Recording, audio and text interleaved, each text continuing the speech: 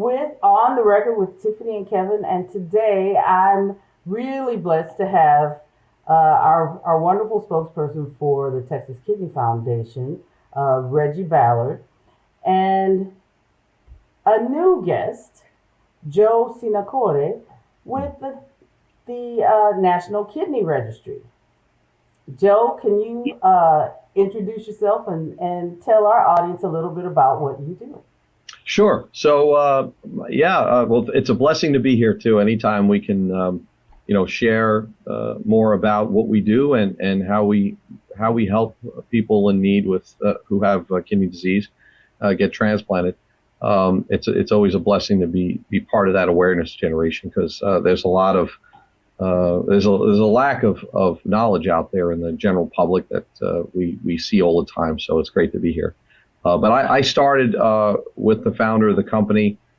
We came from a totally different field. We were in the printing and mailing field, where we mailed out millions of financial statements throughout the 90s and into the early 2000s. And he was going through a situation where his daughter needed a kidney, and he tried to donate. In the last minute, he failed the cross match unexpectedly and couldn't go forward with the donation at the time.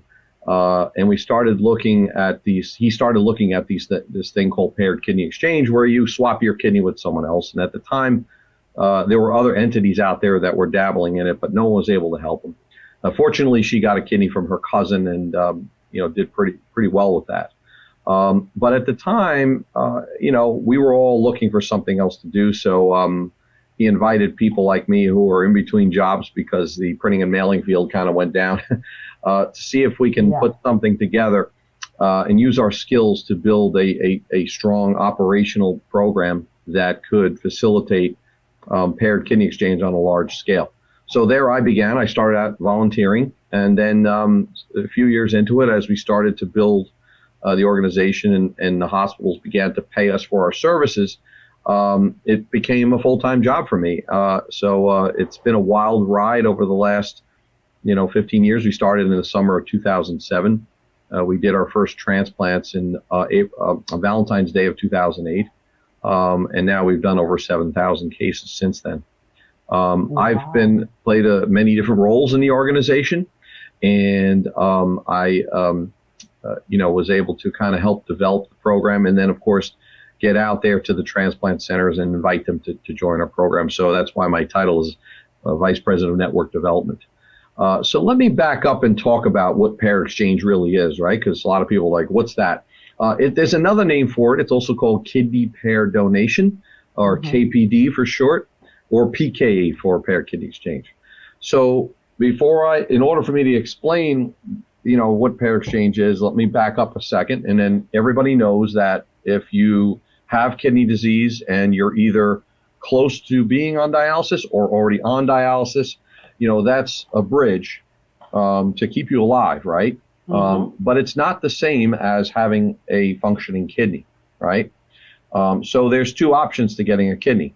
One is to register and wait on the deceased donor organ list. And, we're waiting for, God forbid somebody dies. And of course, if they're a kidney donor, an organ donor, then their kidneys are harvested and they try to make the match with people on the wait list.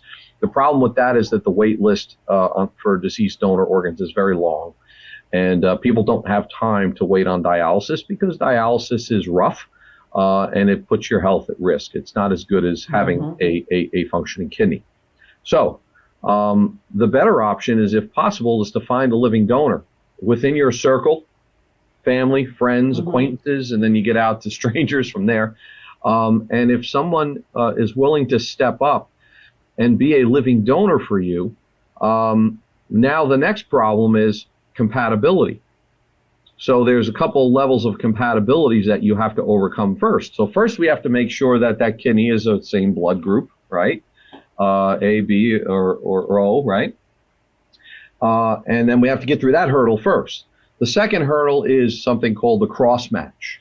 And the cross match is, we're looking to make sure that there's no antibodies that your immune system has created that would target the antigens of that kidney, the tissues of that kidney that don't belong to you, right? Because unless you find a perfect match from an identical twin, and most people don't have an identical twin, there are going to be antigens in the tissues of that kidney that don't belong to you, and your immune system is not going to like that. So it's going to want to try to make antibodies that target. They're like little guns pointed, or arrows pointed at the different proteins in the kidney, and it could cause the kidney to be rejected. So there's a test called a cross-match, and the cross-match identifies if there are any antigens that could be targeting that. And if the cross-match is negative, that means that there's no antigens targeting, no antibodies targeting those antigens, and they can put the kidney in. If it's positive, what happens? Like, if it's positive, then they don't put the kidney in, and they look for a different match. Now, that's where paired kidney exchange comes in. So if you're willing and healthy living donor who's gone through the process of being evaluated to see if they're healthy enough to be a living donor, because the medical field will not risk anybody's health if their own health could be at risk. Every different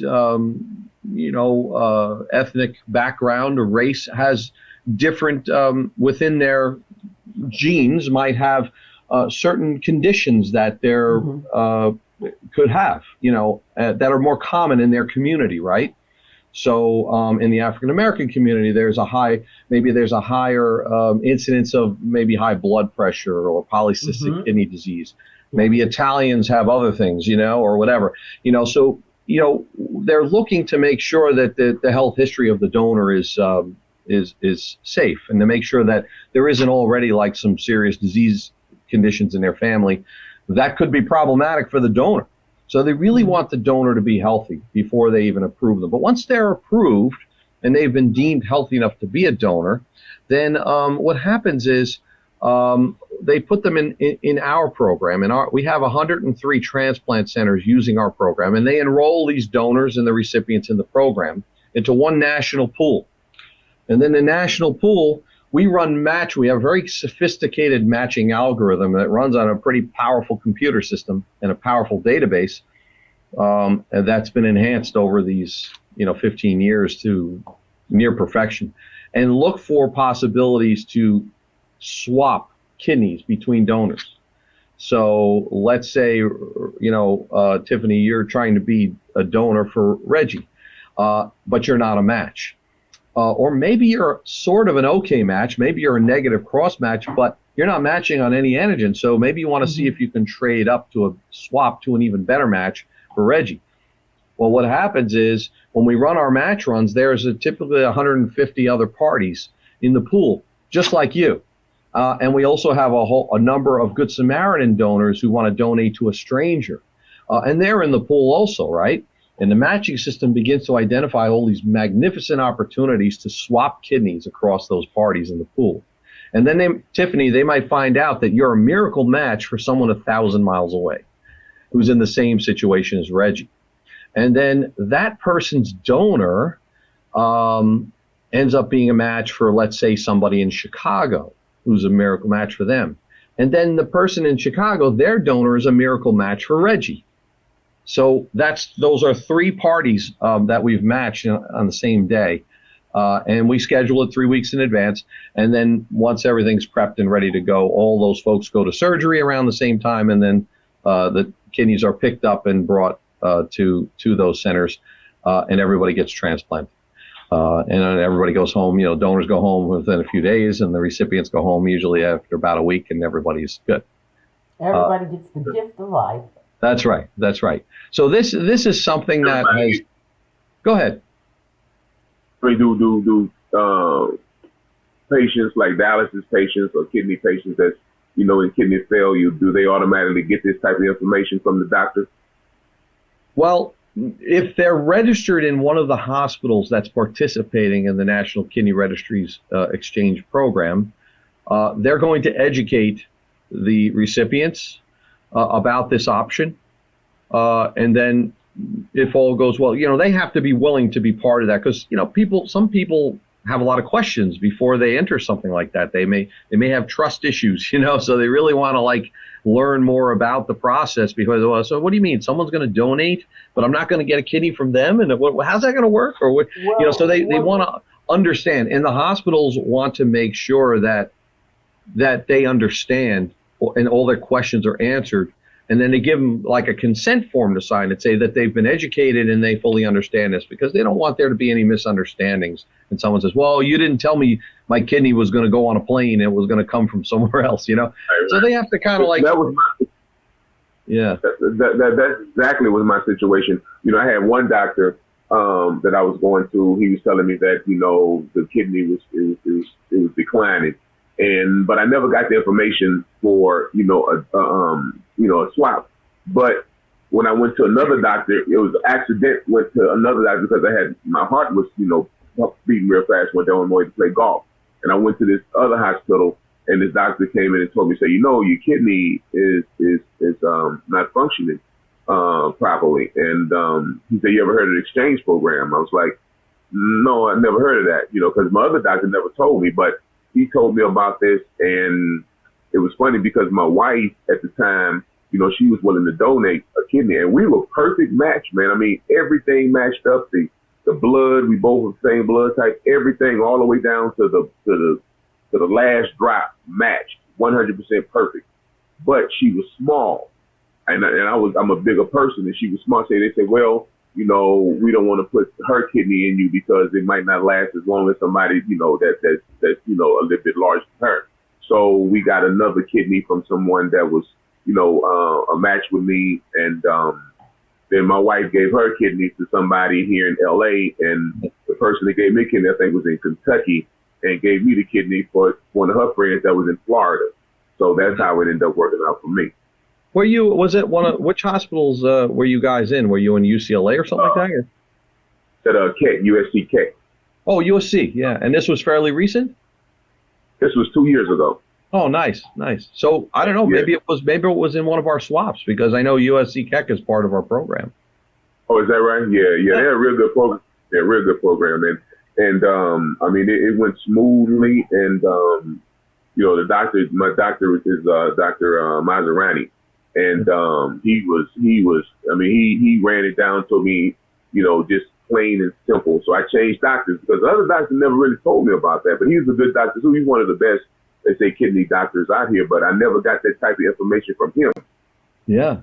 And that's, you know, that's a lot of the reason why Texas Kidney Foundation is doing the Silent but Deadly campaign. And that's why we partnered up with Reggie, is because what we've found is, one, and I'm sure you can confirm these statistics as well, less than 30% of the people that qualify to be worked up are worked up. Most people don't get to the point where they get to that transplant clinic to find out about all of the options for transplantation.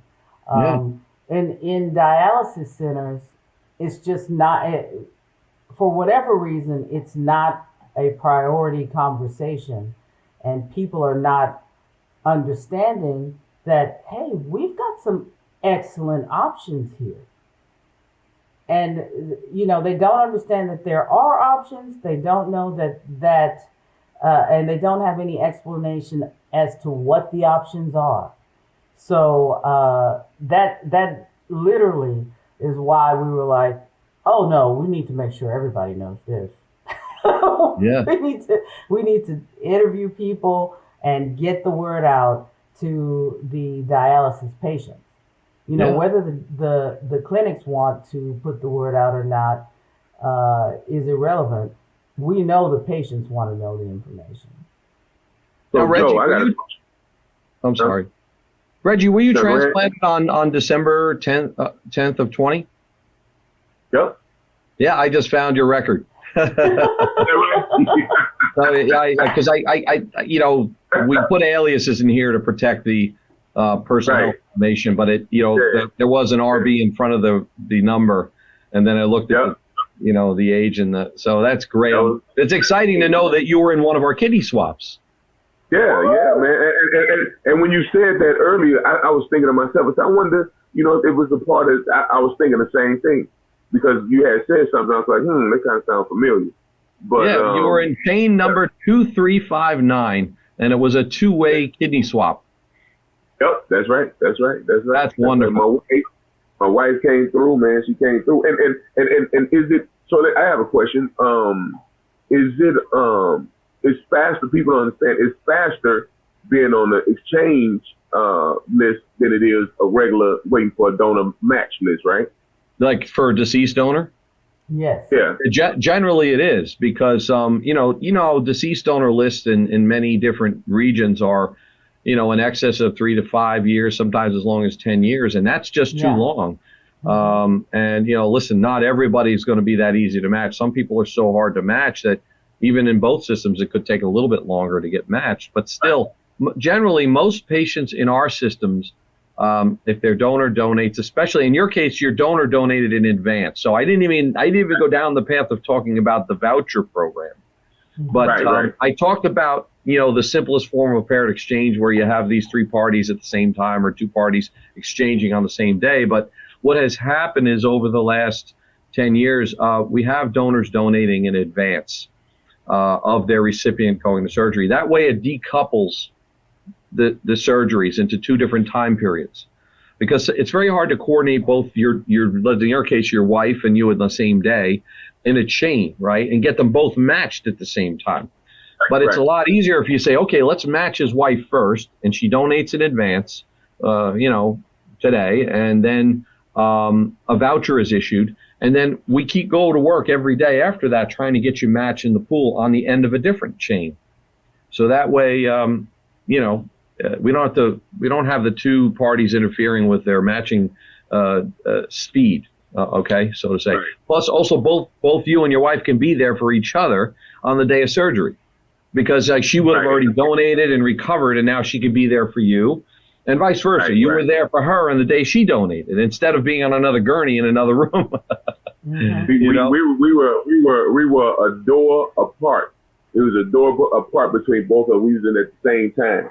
Wow. So and it's crazy because it was such a match. And then after they told us that we were gonna do the swap because of my size and her size. It's like 15 minutes later, man, after they put it on the I guess national however they do it. But it was 15 minutes later, man. I had a kid. It was like that's how fast it went. Yeah. What are your typical time frame for getting on the list and receiving the transfer? Well, what happens is, and I take that back. I think you and your wife did go the same time because you were put in as a pair on the same day. So I just wanted to correct the day before me. Yeah, right. And I went in, I think, the next day. Yeah, because her kidney would have been put on a red-eye flight to go to. Did you say hers went to Kentucky? No, mine. I think mine came from Kentucky, if I'm not mistaken. Oh, okay. And hers was the guy here in California. Oh, okay. So then, right. So somebody else kidney went. I think somebody else kidney went to somebody in Florida because that's the girl why. Yeah. So the next person in the chain got their kidney, the next morning because we put it on a red-eye flight and it arrives on the East Coast in the morning, and then the other kidney that's coming back to you. I'm the one came on the flight. Right. I believe. Yeah, I think. Yeah. Because it took a while. My kidney. It took a while for it to wake up. I was like, it took a while for my kidney to. Once it kicked in, and then to this day, I joked to my doctors like around 3 o'clock. Never failed, man. Around 3 o'clock in the morning, I have to get up and go pee. And I was like, so my kidney's still on the East Coast time. So that's funny. Every day, man. It never fails, man. At 3 o'clock, boom, gotta go. But I bet that's a great feeling after having. Oh yeah. Yeah. It is. So what's the typical time frame for an average patient that is on your registry? So, obviously there's many factors that affect people's wait time, right? Now, some people are very hard to match because especially they're coming in for their second kidney, they may have made lots of antibodies that could potentially be targeting other matches in the, other potential kidneys in the pool. So like their window of opportunity, as the number of possibilities in the pool is smaller. So they might take a little longer, but we do have average wait times. So if a donor donates in advance in what we call the voucher program, right? Because they want to donate on behalf of somebody like Reggie, there's someone they love and know and want to help, right? The donor donates, and that happens pretty quickly, usually within 3 weeks to a month after they're activated in our system for match. So the donor's done, right? Then the recipient then could take anywhere from, on the low end of 45 days to maybe on the high end of 6 months. If they're harder to match, they could be take closer to a year. But most people are getting matched very quickly. So there's something. If you go on our website, there's quarterly reports under the media tab, and it shows you what's called the median wait time, the middle, right? The median wait time for someone with O blood group is about 4 months. Wow. And for anybody who has the other blood groups there, it's less than that. It's typically, under 3 months. So, and this short time, it's like only in the exchange program, not a regular that's right. person This waiting is just within our program. Right. Yeah. Because a regular person that's waiting for a kidney, as if they don't have a donor, it could take up to years, right? Yeah. Mm-hmm. Yeah. And you don't have years to wait. Right. So it's important. This is a game changer. Everybody should know about the National Kidney That's right. Registry. That's why we're at 103 transplant centers and growing. You remember, there's not a lot of transplant centers, in the grand scheme of things. I mean, there's thousands there's 250. right. Only 250 out of thousands and thousands of hospitals all over the country. There's only 250 transplant centers. And by the way, of the 250, there are a number of transplant centers that really haven't done much in a year or two. So like, they almost don't count. So what is it? How many transplant centers are really active, right? Yeah. About between 100 and 150 transplant centers are really like active, doing a lot of living donor transplants, right? Mm-hmm. So those are the ones that matter. Now, 103 of those and growing are in our program, and we're our representation is pretty well across the United States. So geographically, we have pretty good coverage, right? And then as long as people can enroll at those hospitals, and they should, the hospitals should be telling the patients and the donors about this even before you ask. But sometimes, there's sort of like layers of people you're working with as you get into the hospital. Reggie, you probably know this. The first people you speak with are not necessarily the same people you're going to be working with when you get close to transplant, right? Mm-hmm. Sometimes at the lower level there's a little bit more turnover, and sometimes it takes a little while for their own awareness and their own education at the lower levels, and sometimes they don't say anything right away. Now we're trying to do what we can to help these hospitals, educate their own staff. I go around the country doing presentations to hospitals to make sure every single person in the clinic who touches a patient or talks to a patient fully understands how all this works.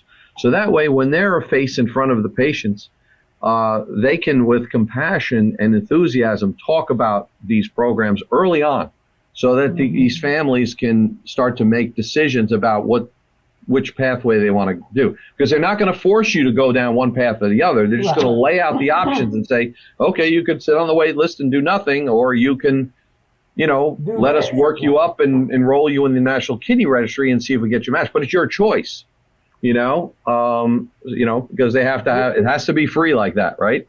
But everybody should always ask when they get to the hospital. Opportunity to back out if they seem like they were trying to give my wife all kind of opportunities to back out. Now you don't have to do this. They do have to do that. Because they're very concerned about something called coercion. Sometimes the pressure in families could be like, they asked little brother Johnny, if he'll be the donor, and the mom is there, or it's the Spanish family, the abuela, the grandmother, they're kind of like, oh, you're going to help your brother, right? And they're like, yes, okay. But meanwhile, deep inside, they're having panic attacks because they're scared to death of even needles, like even getting their blood tested. And the hospitals do not want people who are scared to death moving forward this. They want to make sure that they know that, listen, if you're uncomfortable with this, then we're not going to do it. And it's your choice. I'm going to switch gears and ask you another question. because I'm interested also in the hospitals. I have to say, in Texas, we have some great hospitals here, You do. and they do a really good job. You get to that hospital, they are telling you about the National Kidney Yep. Registry. Um, we Sorry. we have some of the best right here, and I just adore all of them for this specific reason is because they are trying to get people on the National Kidney Registry, and we're passing legislation, working together here, donor legislation to specifically in the great state of Texas to teach people about their options for transplantation. So, and we expect that legislation to pass in the next week or two. So, the great state of Texas will be the ones leading and showing the way on how on donor education, so that we can ramp up the numbers for the National Kidney Registry. This is important. People have to know, and this is a noble effort to get these things passed and codified so that, Yeah. there's some movements to get this out there. And speaking of educating the donors, it's important for donors to know that here at the Kidney Registry, we have a terrific amount of donor protections and support. Everybody who donates a kidney through our program, we offer them travel and lodging reimbursement because they might have to go to the hospital and stay in a hotel the night before. Someone's going to come with them, probably, their family, for friend, or and then they have to take time off work, right? Why should they lose their income, or why should they even use their vacation time? Like, I mean, if you donate your kidney in March, right? And, your office says, well, you're going to have to use your vacation time, right? Well, now you can't take your family on vacation in July because you donated your kidney? That's not fair. So we tell those people, don't go back to your employer and say, listen, give you unpaid time off. We'll reimburse your lost wages for those two. Most people can be back to work in a couple of weeks. That's pretty good. Unless they're lifting heavy boxes at work, they might need to stay home for 4 weeks or 6 weeks to fully heal before they go back. But we'll have up to 6 weeks of lost wage reimbursement because we want to try to strive towards something called cost neutrality for donors. Donors should not be incurring costs to donate their kidney, for crying out loud, So we have that coverage. It's up to $2,000 a week of coverage for wage reimbursement. You tell us that.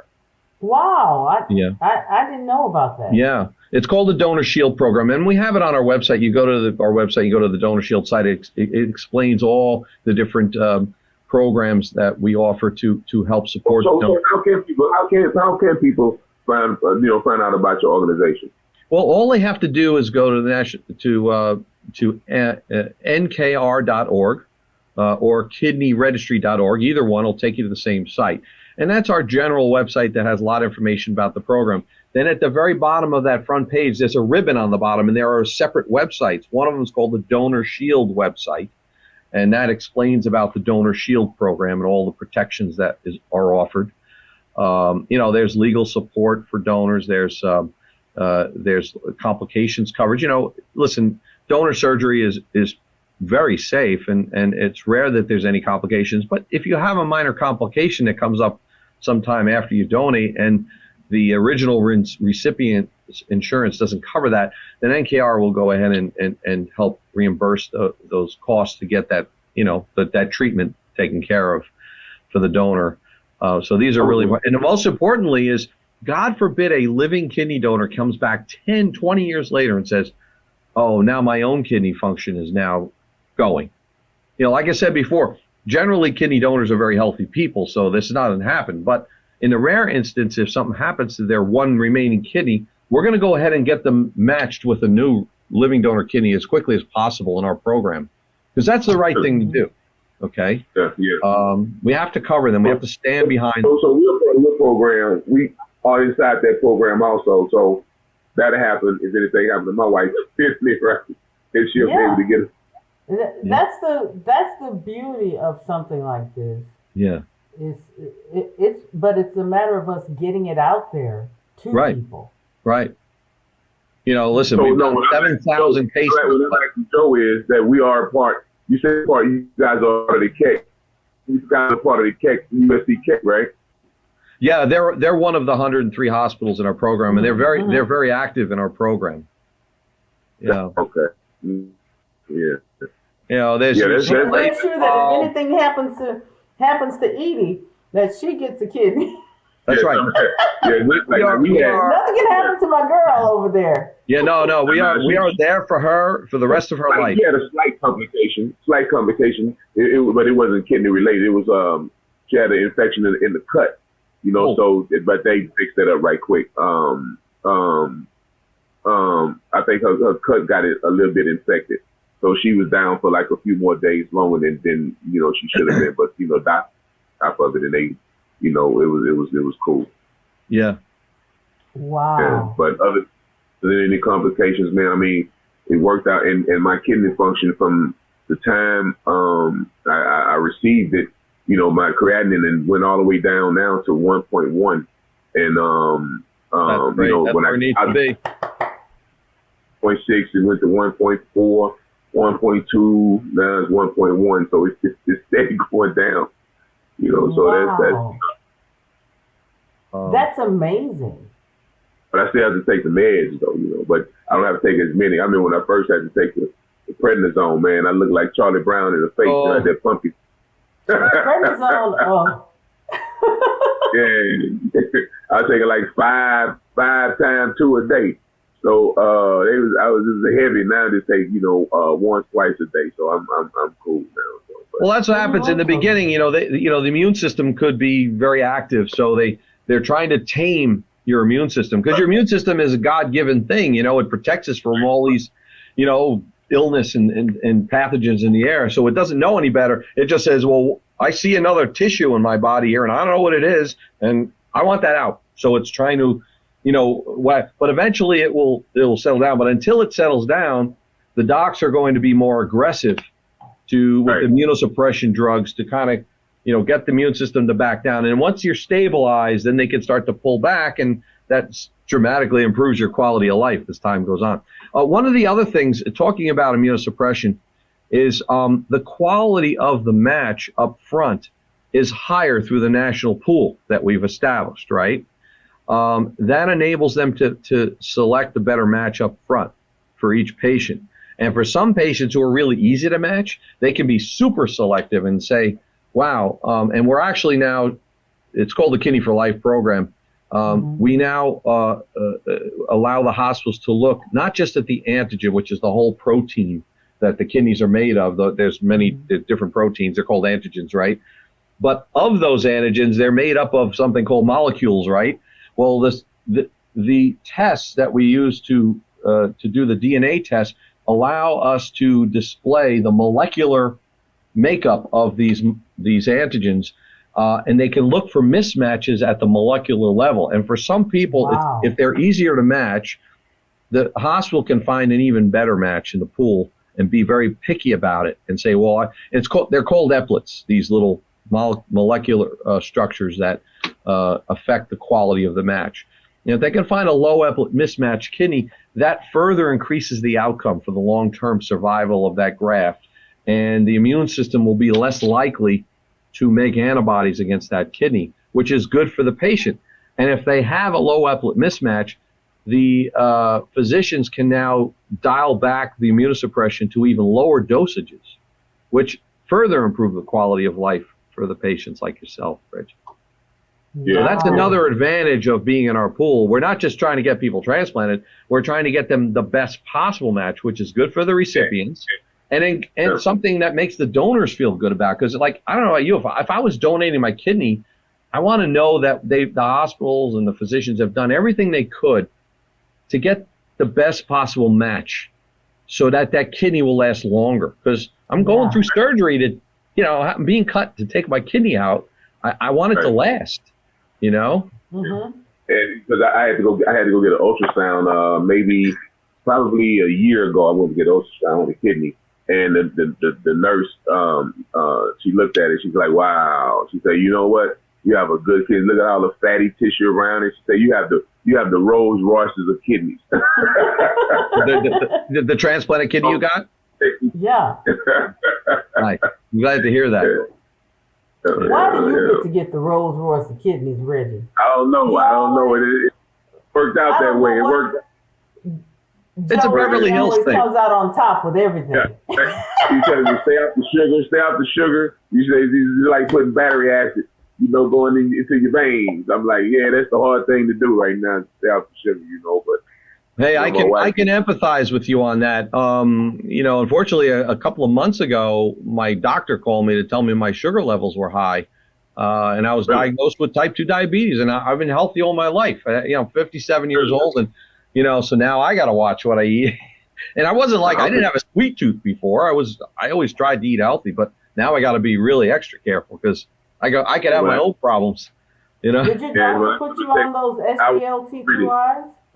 No, he just put me on metformin to start, and my sugar level came down immediately. So, it's only been 6 weeks, so we'll see where we go from there. They didn't put me on the metformin because they said, that it interacts with the kidney in a negative way. That's before I got the kidney, so I don't know now. They were talking about they may do it now, since the kidney function is, like I say, the creatinine level is under control. So I don't know. Right, because it's causing the kidneys to now, actually diabetes in itself, your kidneys are already working harder to push the sugar out through your kidneys. That's my endocrinologist told me. So it makes your kidneys work harder. Right. Yeah, that's right. Well, we've been experiencing a lot of activity around the SGLT2Is. Because they are doing such a great job of controlling glucose levels, because they were created for diabetes, and we're seeing endocrinologists and cardiologists making prescribing it more than any other group, actually, because they're actually prescribing more than the nephrologists. Nephrologists are not doing a very good job of prescribing the SGLT2Is. Interesting. But the endocrinologists and cardiologists are, because they are slowing down and even stopping in some cases the progression of kidney disease. This is beautiful. Yeah, go look them up, because if that's where you're going, then it's worth actually having a conversation with your doctor about it. Yeah. Because I can tell you with what we've seen here, I can't say enough about our docs here in Texas, and I am a patient advocate, not a doctor's advocate. Right. I don't advocate for these doctors. I'm always watching to see what are they doing and how are they behaving with patients for a sundry of different reasons. Yeah. But we have some of the best doctors in the country here, and they are very caring and empathetic. And so they did a study of the SGLT2Is. That's sodium glucose transporter 2 inhibitors. And so when they did that study, they were thinking they were working with people that were about to go into renal failure with really low EGFR.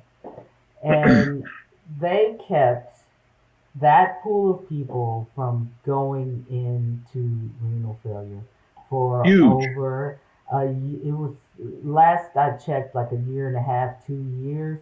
That's a big extension of kidney health. Oh my God! And you know how much it costs the healthcare system to have to treat people with kidney disease? First, the dialysis, it's costing $400,000 a year just to keep them alive on dialysis. Mm-hmm. So anything we can do to prevent them from going on dialysis, is it's not only providing life to those people and quality of life, it's also a good for the healthcare system across the board. It's a win economically. It's a win quality of life. It's a win. And if you went with those SGLT2Is in those early stages of kidney disease, so that when we do have somebody that's going into renal failure, we that there will be people who will go into renal failure, but 80% of the folks that are going into it now could be prevented. Yeah. And we know that. We know that. So this is a game changer for all kidney patients. And, between you all and SGLT2Is, I'm like, man, we can eradicate a lot of the dialysis and the latter stages of kidney disease. We can literally eradicate that over the next few years. You'll be surprised how many people that don't know about exchange program, and people have to think that you have to have a match. You have to wait for a match in order, and that's why a lot of people are scared to go in and get diagnosed, or scared that you might think that you might have kidney problems, and you're like, man, I'm trying to find a match. I don't want to go in because I don't want to do dialysis and blah blah blah. But you have options. There are options to. You don't have to. I did dialysis for like 8 months. The guy was sitting next to me like 17 years. So, there are options, and a lot of people, they, especially in the African American community, we have no clue. I didn't know anything about exchange program, and I probably wouldn't have known until later, because, like I said, if it wasn't for an accident for me going to another hospital in Long Beach, that's how I was able to meet this doctor that really told me about the exchange program. I was like, really? I said, well, let's get it done. He said, let's get it done. Mm-hmm. That's how I went there.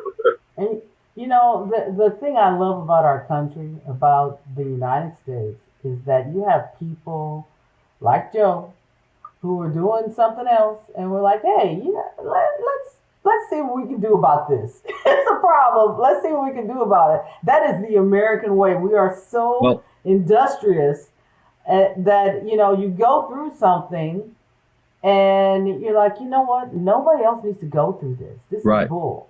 And by the way, we did this. All right, my boss. Okay, thank God. I mean, this man, ran, $100 million companies, and of course he did well for himself. He was very successful in everything done. Mm-hmm. He's a Marine. He served in the Marines. He was has a Wharton MBA. Very energetic, very intense, task master, and very creative. And he pulls out the best in all of us. And he put millions of dollars of his own money into this just to start it. Because we weren't getting any money. Like, we didn't get any, we think we got a couple of small grants from the government, but it wasn't those government grants or government support that helped us. In fact, we felt some resistance. So we did it all as a private entity. He set up a nonprofit, and he put his own money on the line. And in the beginning, I was a volunteer. Like, I wasn't getting paid at all. But then it turned into a paying job. Once we said, okay, we've established something that works here. The hospitals need to now reimburse us for our services. And of course, they recover what they can from the private payers and the government payers as well. So they get, the hospital stays whole.